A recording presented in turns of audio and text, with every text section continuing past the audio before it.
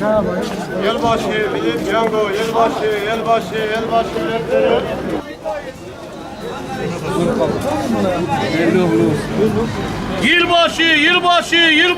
Yılbaşı. Aranıyor. Ana bayi sabit bayi, ana bayi. 50 trilyonun sahibi aranıyor. Bana çıkmaz demeyin, şansınızı deneyin. İstanbul. Ne Ankara'sını, Batman'a, İstanbul'a. Bu ikisini verdi Mehmet abi, bir de bunu verdi. Değilse sağ bunu burada dönelim. Çarşılarımız, caddelerimiz artık neredeyse pazarlarımız tekrar milli piyango masalarının ve milli piyango satan şahıslarla tekrar dolmuştur. Artık adım başı bunları tekrar görmeye başladık. Şu anda kutlanmaya hazırlık yapılan yılbaşı bizim dinimizde hiçbir yeri yoktur. Hatta Hristiyanlıkta da ve sair diğer dinlerde de gerçek manada bir yeri yoktur. Tamamen Hristiyanlık inancının uydurmuş olduğu bir inançtır. Dolayısıyla her şeyden önce bütün Müslümanların bundan uzak durmasını tavsiye ediyoruz. Neden bunu söylüyoruz? Çünkü bu inancımızla ters düşen bir durumdur. Zira Allahu Teala Maide suresinin 51. ayetinde Yahudilere ve Hristiyanlara kim kendini benzetirse o da onlardandır. Dolayısıyla bu benzetme adetler için de geçerlidir. Yani adetler olarak, kültür olarak, alışkanlıklar olarak kim kendini onlara benzetirse, onların adetleriyle hareket ederse bu da o manaya geliyor. Dolayısıyla Müslümanların bundan uzak durması lazımdır. Aynı şekilde Peygamber Efendimiz sallallahu aleyhi ve sellem aynı şekilde kim kendini bir kavme benzetirse o onlardandır. Men teşebbehe bi kavmin fehuve minhum diye buyuruyor. Bu ayet ve hadis bile tek başına böyle bir kutlamaya iştirak etmemizi, milli piyango gibi kumara iştirak etmemizi, bilet almamızı ve bu adete iştirak etmemizi kesinlikle bir şekilde dinimiz bize yasaklamıştır. Onun için bundan uzak durmamız lazımdır. Yılbaşı geldiği zaman artık aklımıza şu geliyor. Yılbaşı eşittir kumar, yılbaşı eşittir zina, yılbaşı eşittir fuhuş, eşittir israf, eşittir gaflet ve eşittir toplumsal bir Allah'a isyan etme alışkanlığıdır artık. Yılbaşı dendiği zaman biz bunları görüyoruz. Bunların tamamı da dinimizde haramdır bildiğiniz gibi. Onun için bunlardan kurtulmamız gerekir. Bunlara iştirak etmememiz gerekir. Aynı zamanda yılbaşı bir kültürel erozyondur bir Müslüman için. Çünkü kültürümüzde, İslam kültüründe de yılbaşı diye bir şey yoktur. Özellikle İslami kültürünü kaybetmiş bir toplum farklı toplumların kültürlerine ayak uyduruyorlar. Maalesef bu hastalığın da peyda olduğunu görüyoruz. Bakın bugün İslam coğrafyası kan ağlıyor. İslam coğrafyasında bütün Müslümanların her değeri ayaklar altına alınıyor.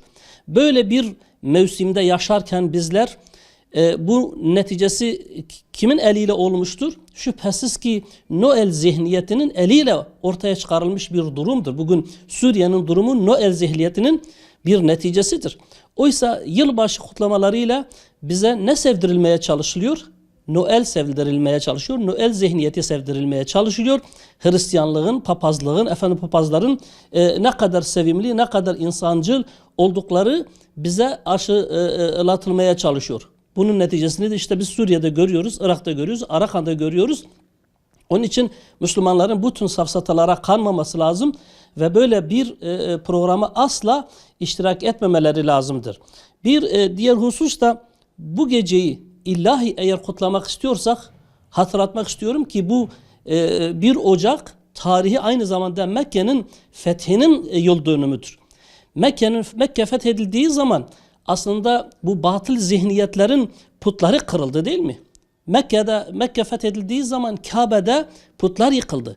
Biz bugün yıl başında putları yıkmamız gerekir. Bugünkü putları yani bu zihniyeti yıkmamız lazımken, onunla mücadele etmemiz lazımken, Peygamber Efendimiz sallallahu aleyhi ve sellemin yaptığı gibi onların alışkanlıklarını, adetlerini, hurafalarını Aynı şekilde bugün yıkmamız lazım ki onunla hocam mücadele etmemiz gerekirken biz kalkıp onlara tekrar ibadet eder bir duruma düşersek Peygamber Efendimizin o mukaddes olan Mekke'de o putları yıkma alışkanlığının tersine hareket etmiş oluruz. Bu da bir Müslümana yakışmaz.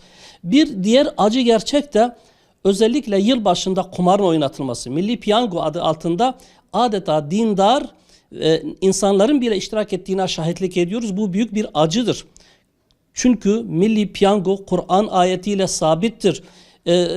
Bu haram kılınmıştır. Kumarın her türlüsü haram kılınmıştır. Dolayısıyla piyangosu da, totosu da, lotosu da, iddiası da ne varsa hepsi haramdır. Bütün Müslümanların bundan kendisini muhafaza etmesi lazımdır. Fakat en acı olan da özellikle günümüzde mütedeyyin bir hükümetin başta olduğu bir zaman diliminde milli piyango kumar çeşidinin hususen devlet eliyle teşvik edilmesi, çarşıda, pazarda, her yerde serbest bir şekilde yapılmasına göz yumulması daha büyük bir acıdır. Devlet bunu meşru kılmıştır diye dinimiz bunu helal kılmamıştır.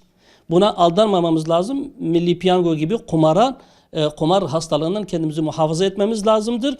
Bugün bu gece yani bu yılbaşı gecesini tefekkürle geçirmemiz lazımdır. Zikirle geçirmemiz lazımdır. Şükürle geçirmemiz lazımdır. Bir yıllık ömrümüzün muhasebesiyle geçirmemiz lazımdır.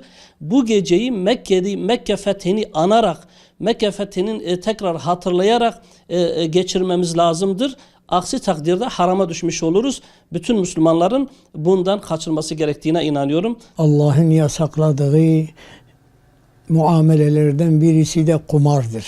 Allah Celle Celaluhu biz Müslümanları zulümlerden birisi de faizden ve ribadan, kumardan bizi men etmiştir.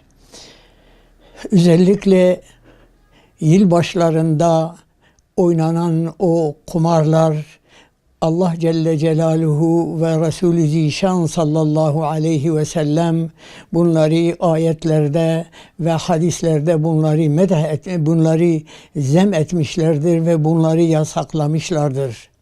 Bunları helal gören, bunları caiz gören insanların İslam'la hiçbir alakaları kalmamaktadır. Çünkü Allah'ın yasakladığı şeyleri helal kılanlar ve bunları serbest kılanlar, bunların İslam'la bir alakası kalmadığı için bizler Kur'an-ı Kerim'i kendimize önder olarak, kendimize kanun olarak, kendimize nizam olarak kabul etmemiz lazımdır. Allah Celle Celaluhu şöyle buyuruyor: ey iman edenler, ey inananlar, sizler sürekli Allah'ın emrini itaat etmeye çalışın ve kötülüklerden kendinizi uzaklaştırın diye buyurmaktadır. Hasaten yılbaşlarında reklamları yapılan, bu Allah'ın nehyettiği, men ettiği bu hasletlerden özellikle uzaklaşmamız lazımdır ve bunun Müslümanlardan da uzaklaşması, Müslümanların da bundan uzaklaşmaları bir vecibedir ve bunu söylememiz lazımdır. Bir insan gidiyor, para yatırıyor ve bilet alıyor ve o bilet vasıtasıyla trilyonları kazanıyor. Bu adalet nereden gelmiştir? Kesinlikle bu adalet değildir, bu zulümdür, bir fuhuştur. Bu şeytanın insanların kalbine ilka ettiği menfi bir harekettir. Bu en büyük kötülüklerden birisi de kumardır. Yılbaşlarında oynanan kumardır. Yılbaşlarında oynanan kötü hareketlerdir ve Müslümanları bu vesile ile Müslümanlıktan uzaklaştıran insanlardır, hareketlerdir. Bunun için bu gibi şeytanlardan Allah'a sığınmamız lazımdır.